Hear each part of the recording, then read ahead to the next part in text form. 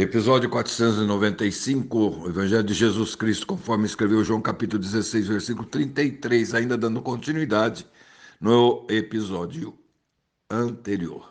Tenho-vos dito isso para que em mim tenhais paz. No mundo terei aflições, mas tende bom ânimo, eu venci o mundo. O fundamento principal para resistir durante as perseguições é a vitória de Jesus sobre o mundo.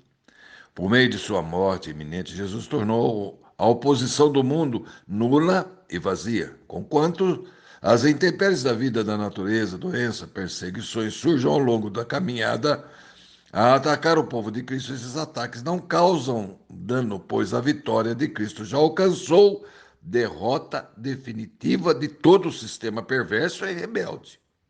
O importante é sempre ter Jesus no barco, mesmo que ele esteja dormindo.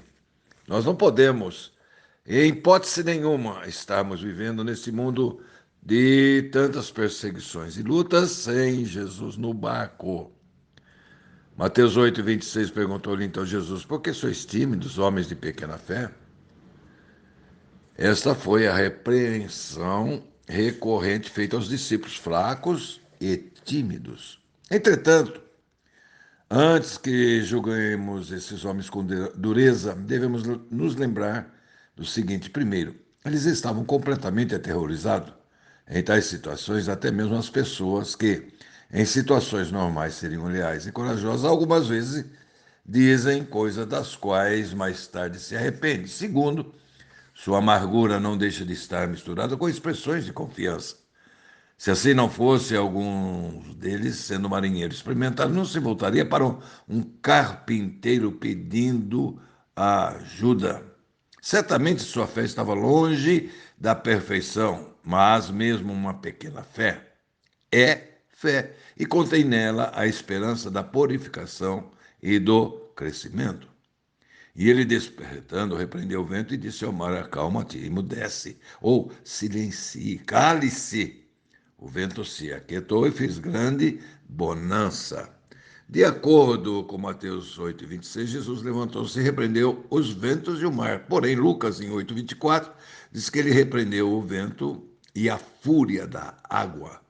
E no texto de Marcos, encontramos-lo repreendendo o vento, dizendo ao mar para acalmar.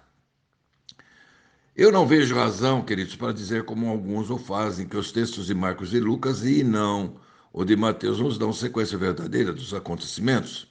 Nem Marcos nem Lucas, devemos lembrar, estavam presentes por ocasião daquela tempestade, mas Mateus estava.